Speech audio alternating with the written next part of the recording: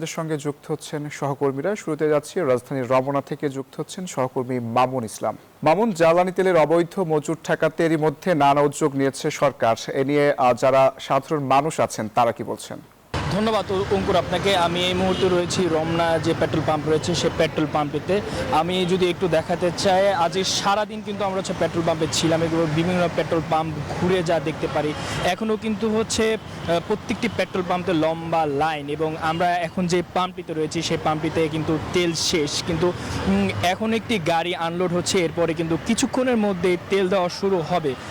এবং এই যে এই পাম্পে তেল জমানোর লাইন কিন্তু 1 থেকে 1.5 কিলোমিটার পর্যন্ত চলে গিয়েছে, যার কারণে কিন্তু যেই রোড পাশের যে রোড রয়েছে সেই রোডে কিন্তু যানজটের সৃষ্টি হয়েছে বলে আমরা দেখেছি। এবং কর্তৃপক্ষের সাথে কথা বলে আমরা যা জানতে পারি, তারা বলছিল যে ডেপো থেকে কিন্তু তারা পর্যাপ্ত পরিমাণে তেল পাচ্ছে না, যার কারণে কিন্তু এমন ভোগান্তিতে পড়ছে সাধারণ মানুষ। এবং আমরা বাইকারের সাথে কথা বলে যা জানতে পারি, তারা কিন্তু ঘন্টার পর ঘন্টা দাঁড়িয়েছিলেন এবং দাঁড়িয়ে থাকার পরও তারা তাদের কাঙ্ক্ষিত তেল পাচ্ছে না। কেউ দুপুর থেকে এখনো পর্যন্ত তেলের জন্য অপেক্ষা করছে, কিন্তু তারপরেও তারা আদৌ তেল পাবে কি না সেই আশঙ্কায় এখনও কিন্তু রয়েছে। এবং সরকার থেকে কিন্তু আজকে বলা হয়েছে যে ট্যাগ অফিসার প্রত্যেকটা পাম্পে নিয়োগ দেওয়া হবে।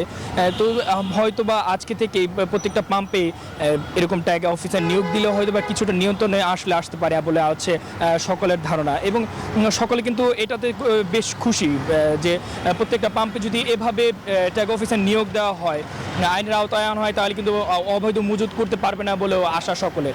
তো রাজধানী রমনা থেকে এই ছিল আমার কাছে সর্বশেষ তথ্য। মামুন, আপনাকে ধন্যবাদ।